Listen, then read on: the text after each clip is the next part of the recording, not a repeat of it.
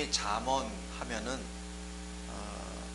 그냥 우리가 어떻게 살아야 되는지 어떤 윤리적인 교훈이나 가르침으로 생각할 수 있는데, 지금 제가 잠언 1장부터 지금까지 쭉 하는 데 있어서 그런 식으로 보지 않았습니다.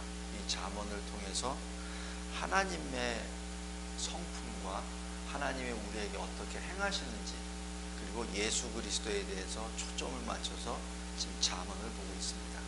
특별히 21장에서는 하나님의 섭리, 보통 의인화시켜서 하나님의 손 이렇게 부릅니다. 1절 보면은 왕의 마음이 여호와의 손에 있으니, 이렇게 하나님의 손, 그것을 섭리라고 신학적으로 말을 합니다. 또 하나는 하나님의 눈입니다. 바로 감찰하심인데 2절 보세요. 여호와는 마음을 감찰하시느니라. 바로 하나님은 우리들의 마음 속을 들여다보시고 그리고 평가하신다, 판단하신다는 말씀입니다. 오늘 여기 이 잠언 21장에서 이 두 가지 하나님의 성품에 대해서 보고, 이 하나님의 두 가지 성품 가운데 비춰지고 또 다루어지고 무게가 재어지는 사람들을 구별을 됩니다. 하나는 의인, 하나는 악인입니다. 물론 우리는 그 악인의 길을 걸어갈 사람이에요. 그리고 반드시 그 길을 걸어가야 합니다. 근데 문제는 우리 스스로 우리의 자력으로 그 의인의 길을 갈 수 없다는 데 문제가 있습니다. 만약에 우리가 스스로 자력으로 의인의 길을 걸을 수만 있다면, 그렇다면 예수님이 오실 필요도 없고 우리는 사실 하나님도 필요 없습니다. 우리가 하면 되니까. 근데 문제는 우리가 그런 능력도 없고 자격도 없습니다. 그래서 예수님이 오셨고, 그래서 예수 그리스도의 이름으로 믿음으로 우리는 그 길을 걸어가며, 우리는 늘 회개와 그리고 간구와 기도를 하며 이 길을 걸어갑니다. 왜냐하면 이 길을 걸어가려고 하다 보면 자꾸 세상의 유혹과 시험에 빠지고 넘어지고 이러기 때문에, 잘못했습니다 하나님, 잘못했습니다 주님, 나를 붙잡아 주세요 하는 그 회개의 기도가 끊임없이 나옵니다. 어떤 사람들은 이 습관적으로 죄를 지니까 그 죄는 굉장히 무겁다 이렇게 하는데, 개인적으로 물론 그렇게 해석할 수도 있으나, 그래서 주님이 계십니다. 그래서 주님은 저 천국 하나님 보좌, 하나님 아버지와 그 보좌 우편에 계시지만은, 그러나 그 하나님이 우리에게 직접 우리와 동행하실 수 있도록 성령 하나님을 보내주셨기에 늘 우리는 기쁨과 감사로 주님 주님 하면서 우리와 함께 동행하시는 그 그리스도의 영을 의지하며 그 길을 걸어갑니다. 그래서 오늘 21장에 보면은 언뜻 보면은 이 악인의 모습에 나의 모습이 나타납니다. 그래서 이거 내가 또 혹시 이런 거 아니야? 라고 얘기했을 때 맞습니다. 그러나 다른 게 있습니다. 나의 연약과 악한 모습에 늘 주님이 나와 함께 동행하시기에 나는 안전합니다. 자, 그런 차원에서 보겠습니다. 먼저 하나님의 손, 하나님의 섭리를 봅니다. 1절 보세요. 왕의 마음이, 이 세상의 왕의, 이 세상을 다스리는 모든 군주의 마음은 하나님의 손에 달려 있습니다. 그래서 이 하나님의 손에 있다는 얘기는 하나님의 뜻에 의하여 움직인다는 얘기입니다. 어떤 사람들은 저 굉장히 악한 왕인데 어떻게 하나님이 그냥 놔두실 수 있어? 이유가 있습니다. 하나님의 백성들을 정금보다 더 정결하게 깨끗하게 연단시키기 위한 수단으로 사용하십니다. 느부갓네살 바벨론의 왕을 세우셨어요. 그래서 유다가 노예로 팔려갑니다. 왜? 유다가 회개할 수 있도록. 지금 우리나라에서도 저 북한의 공산 정권이 딱 있죠. 이 지구상에 이러한 위협에 있는 나라는 우리나라밖에 없습니다. 거기에 대해서 한편으로는 굉장히 속상할 수도 있어요.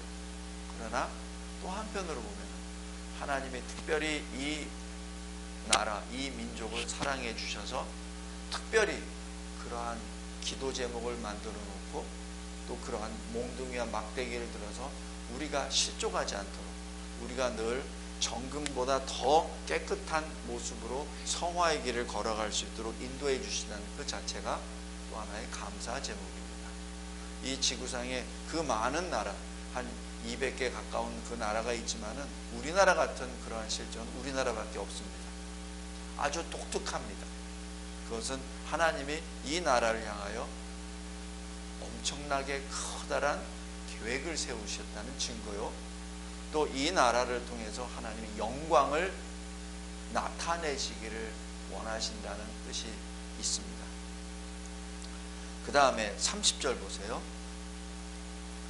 사람의 지혜로도 안 되며 사람의 명철로도 안 되며 사람의 모략으로도 하나님을 당할 수 없습니다. 왜냐하면 사람들이 가지고 있는 것은 극히 제한적이요 극히 부족한 것들입니다. 아무리 제갈량이 똑똑하다 하더라도 하나님 앞에서는 사실 아무것도 아닙니다. 바로 이것이 하나님의 섭리입니다. 또 하나는 31절입니다. 사울나를 위하여 마병, 사람들이 군대가 이 나라가 마병, 이 군사력을 예비하고 있으나 그러나 전쟁의 승리는 하나님께 있도다. 우리가 이 여호수아에서도 쭉 봤지만은 아무리 자기가 강하고 뭐 한다 하더라도 하나님이 동행하시지 않으면 그 전쟁은 이길 수 없습니다. 사람이 아무리 준비를 하고 아무리 지혜와 명철과 지략이 뛰어난다 하더라도 하나님이 돕지 아니하시면은 아무런 의미가 없습니다. 이것이 하나님의 섭리입니다. 두 번째, 하나님의 감찰하심, 하나님의 눈입니다. 먼저 2절 보십시오. 사람들의 행위는 스스로 자기가 자기 눈에 정직하다라고 주장할 수 있습니다. 그러나 그 정직에 OX를 치시는 분은 하나님이신데 그 하나님은 사람의 껍데기를 보는 것이 아니라 사람의 중심, 마음을 감찰하십니다. 마음을 보고 계시고 마음을 달아보신다는 뜻입니다. 그것이 감찰입니다. 다음에 10절 보십시오. 악인의 마음은 남의 재앙을 원합니다. 남들이 잘못된 것을 원합니다. 악인은. 그런데 그러다 보니 그 이웃도 그 악인 앞에서 은혜를 입지 못합니다. 늘 악인이 그렇게 생각하다 보니까 그 악인의 주변에 있는 사람도 하나님의 은혜를 받지 못합니다. 그것을 어떻게 알죠? 왜 그런 재난이 일어나는지 어떻게 알 수 있죠? 사람들은 모릅니다. 왜냐하면 그것이 악인의 마음을 이길 수 없으니까. 왜냐하면 악인은 아주 습관적으로 속입니다. 그래서 사람들이 몰라요.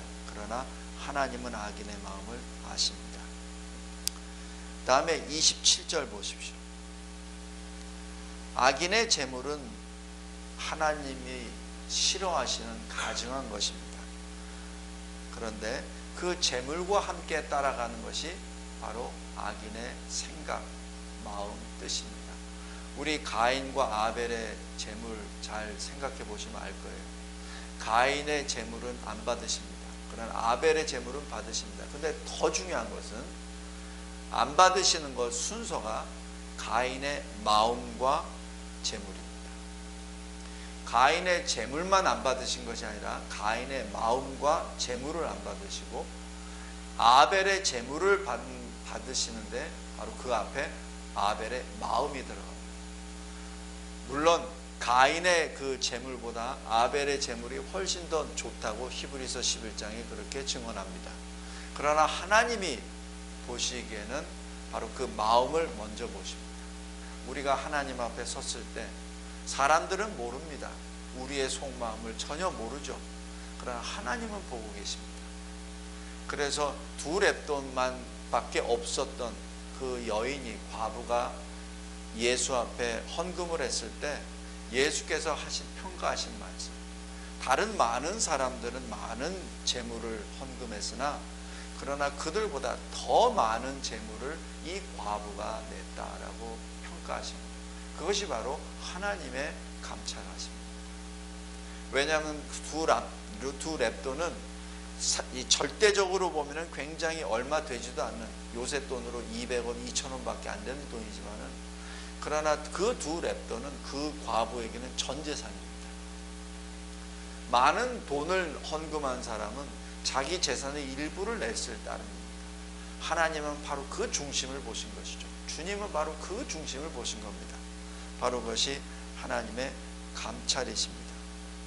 그러므로 27절에 악인이 어떠한 재물을 가져오더라도, 악인이 그럴듯한 송아지나 황소나 염소나 양 그럴듯하게 수천 마리를 가져온다 하더라도 하나님이 보시기에는 그것은 가증한 것이라는 얘기죠. 왜냐하면 마음이 하나님으로부터 떨어져 나간 악인이기 때문에 그렇습니다.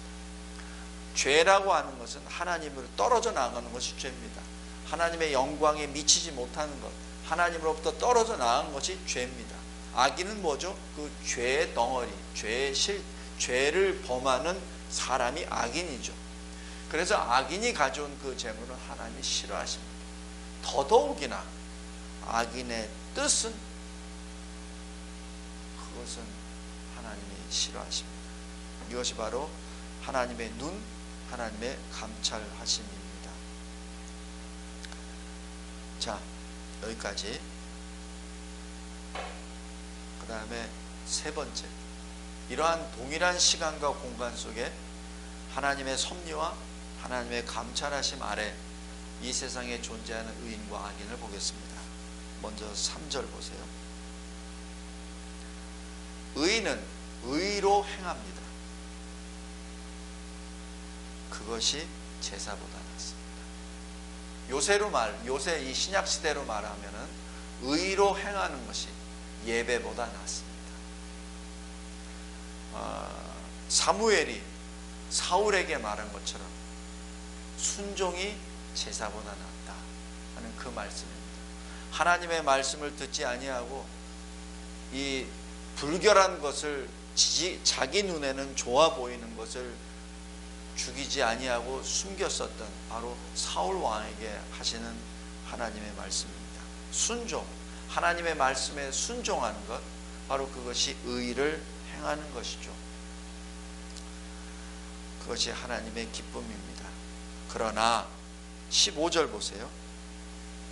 죄인은 패망합니다. 왜냐하면 의를 행하는 것은 의인에게 즐거움입니다. 하나님께 기쁨이 되기 때문에 늘 하나님을 바라보는 의인이 하나님이 기뻐하시니까 기뻐하죠. 그러나 이 악인은, 죄인은 싫어합니다. 그 자체를 싫어해요. 그렇기 때문에 멸망입니다. 그 다음에 8절 보십시오. 의인의 길은 항상 곧습니다. 곧다는 얘기는 뭐죠? 하나님께로 늘 향합니다. 다른 데로 삐져나가지 않습니다. 하나님께로 그대로 향합니다. 그러나 죄인은 어떻죠? 8절, 심히 구부러졌다. 하나님께 가는 방향이 이 방향인데 자꾸 이쪽으로 가고 이쪽으로 간다는 얘기죠. 그러면서 하나님의 가는 길을 자기 머릿속은 알아. 근데 상황이 이래서 안 돼, 상황이 저래서 안 돼 라고 얘기하면서 계속 왔다 갔다 합니다. 그 다음에 22절 보십시오. 지혜로운 자는 용사의 성에 올라갑니다. 지혜로운 자가 누구죠? 하나님을 경외하는 자, 그죠? 하나님을 경외하는 자, 하나님을 사랑하는 자는 사람들이 만들어 놓은, 특별히 이 용맹을 떨치는 군인들이 만든 그 성에 올라갑니다. 그런데 그 성을 의지하지 않습니다. 그 성을 의지하기보다는 오히려 성에 있는 벽을 헐어버립니다. 왜? 하나님을 의지합니다. 이것을 여자적으로 해석해서 일부러 지혜로운 자는 성벽을 일부러 막 허문다, 그런 얘기가 아닙니다. 성벽과 하나님을 비교했을 때 하나님을 더 의지한다는 사실입니다. 그것이 바로 지혜로운 자입니다. 그 다음 하나만 더 보겠습니다. 23절. 하나님을 사랑하는 자, 경외하는 자는 자기 말을 지킵니다. 입과 혀를 지킵니다. 그래서 자기 영혼을 환난에서 보존합니다. 왜 그렇죠? 바로 입에서 나온 것이 하나님께 대한 신앙 고백이요, 하나님을 찬양하는 것이죠. 그 입에서 나온 것을 굉장히 주의합니다. 왜냐하면 세상 속에 살면서 자꾸 세상의 유혹을 받고 세상의 말을 하게 된다는 얘기죠. 지혜로운 자는 세상의 말을 하는 것이 아니라 바로 하나님의 말씀을 선포하고 찬양함으로 환난 가운데 있지만 자기 영혼이 보존됨을 나타냅니다. 그러나 악인들은 어떻습니까? 자, 4절 보십시오. 눈이 높습니다. 눈이 높다는 얘기는 자기가 하나님 자리에 올라가 버린 거예요. 마음이 교만합니다. 그리고 6절 보십시오.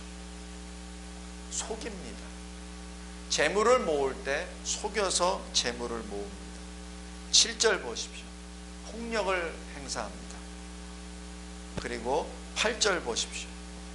범죄자의 길로 걸어갑니다. 그 다음에 9절 19절 보십시오. 다툽니다. 10절 보십시오. 남의 재앙을 바랍니다. 11절 거만합니다. 13절 가난한 자를 돕지 않습니다.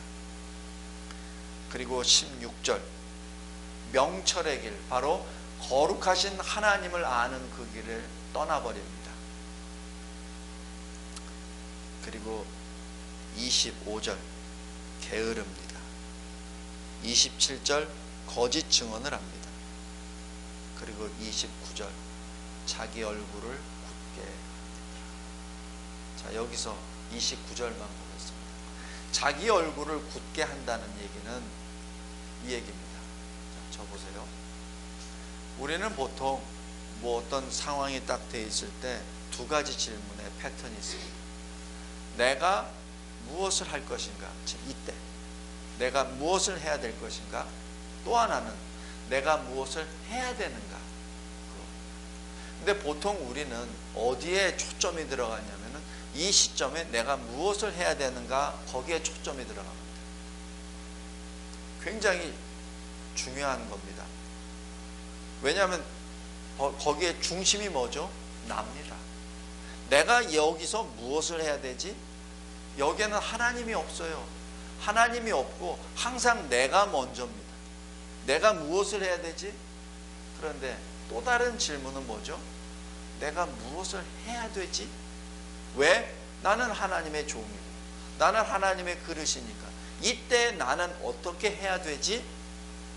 그 질문입니다. 바로 그것이 나 중심이냐 하나님 중심이냐는 얘기입니다. 성도 여러분, 우리가 인생을 살면서 항상 왜 자문하잖아요. 내가 뭘 해야 되지? 여기서 어떻게 해야 되지? 라고 할 때 다시 한번 생각해 보십시오. 내가 무엇을 해야 되지? 보다는 내가 무엇을 해야 되지? 거기에 초점을 맞추십시오.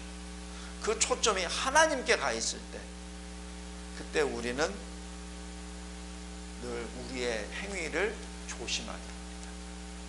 늘 우리는 하나님 앞에 솔직하게 됩니다. 왜냐하면 하나님이 요구하시는 걸 찾는 거니까. 자, 여기 굉장히 중요합니다. 굉장히 중요합니다. 어떤 문제가 딱 있을 때, 어떤 문제가 있을 때 내가 지금 무엇을 해야 되지? 하는 것과 내가 무엇을 해야만 되지? 그것을 질문을 놓고 결정하기 바랍니다. 그렇다면 우리가 쉽게 하나님 편에 설 수 있습니다. 우리가 언뜻 어떤 문제가 나에게 닥쳐왔을 때는 너무나도 쉽게 나 위주로 판단해버리고 나 위주로 결정을 해버립니다. 근데 하나님은 그러시지 않잖아요. 하나님은 우리에게 말씀을 주셨잖아요. 그 말씀은 순종하라고 주셨잖아요. 행하라고 주셨잖아요. 그렇다면 우리에게 다가오는 첫 번째 질문은 내가 무엇을 해야지가 아니라 내가 무엇을 해야 되는 것이지, 그것을 결정하기 바랍니다. 다음에 마지막으로 잠깐만 예배에 대하여 알아보겠습니다. 요 말씀만 보고 오늘 말씀을 맺겠습니다. 예배는 우리에게 사실 생명과 같습니다. 하나님이 우리를 구원하신 것도 하나님께 예배를 드리기 위함입니다. 그런데 2절 보면은 사람의 행위를 굉장히 강조하시고 3절 보면은 공의와 정의를 행하는 것이 제사 드리는 것보다 더 하나님께 기쁨을 드리는 것이다 라고 말씀합니다. 이것에 대해서 말씀을 한번 찾아보면서 보겠습니다.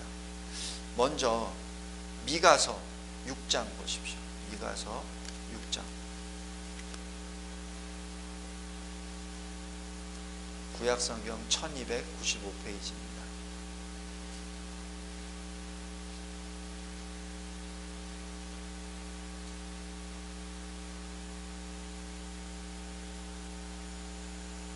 미가서 6장 6절부터 8절까지 제가 천천히 읽겠습니다. 하나님의 말씀입니다.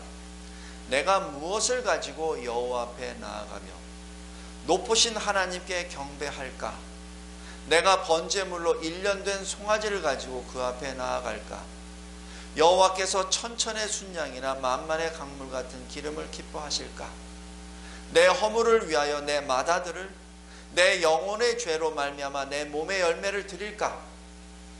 하나님이 말씀하십니다. 사람아, 주께서 선한 것이 무엇임을 내게 보이셨나니 여호와께서 내게 구하시는 것은 오직 정의를 행하며 인자를 사랑하며 겸손하게 내 하나님과 함께 행하는 것이 아니냐.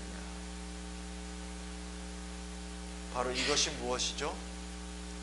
거룩한 산 제물로 우리를 드리라는 로마서 12장의 말씀입니다. 예배를 소홀히 여기거나 예배를 이렇게 간과하라는 것이 결코 아닙니다. 그것이 아니라 지금 예배에 나아가서 하나님께 드려서 하나님을 기쁘시게 하느냐? 그런데 하나님이 더 기뻐하시는 것은 하나님이 원하시는 것, 그것을 먼저 하라는 얘기입니다. 그것이 첫 번째, 의의를 행하라. 그리고 인자, 바로 헤세드입니다. 언약적 사랑입니다. 하나님이 주신 언약적 사랑을 행하라는 얘기입니다. 그리고 하나님과 함께 동행하라. 그 얘기입니다. 자, 이 말씀과고 이제 신약에서 한번 보겠습니다. 마가복음. 주님께서 마가복음 이렇게 말씀하십니다. 12장 33절. 예수를 테스트하기 위해서 어느 율법이 제일 중요합니까? 라는 그 질문에 예수님이 딱 한 문장으로 요약을 딱 해버리시죠. 첫째는 하나님 사랑, 둘째는 이웃 사랑. 딱 초점을 내리십니다. 그러면서 33절에 이렇게 예수님이 또 부연해서 설명하십니다. 또 마음을 다하고 지혜를 다하고 힘을 다하여 하나님을 사랑하는 것과 또 이웃을 자기 자신과 같이 사랑하는 것이 전체로 드리는 모든 번제물과 기타 제물보다 나아갑니다. 바로 이 서기관이 이 주님의 말씀을 받고 바로 아까 있었던 미가서 6장 8절의 말씀을 지금 반복합니다. 그리고 사무엘상, 바로 사무엘이 사울에게 주셨던 바로 그 말씀, 순종이 제사보다 낫다 하는 그 말씀하고 맞습니다. 자, 마지막으로 로마서 12장 말씀을 읽어보고 오늘 말씀을 맺겠습니다.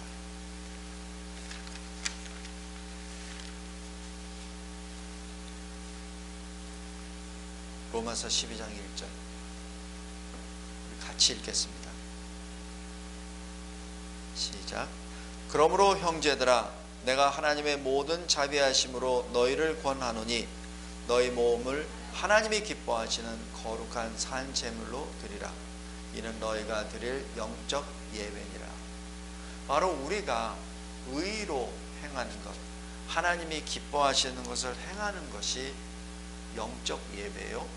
그것이 우리가 하나님을 기쁘게 하시는, 하나님을 최고로 기쁘게 하시는 바로 제물입니다.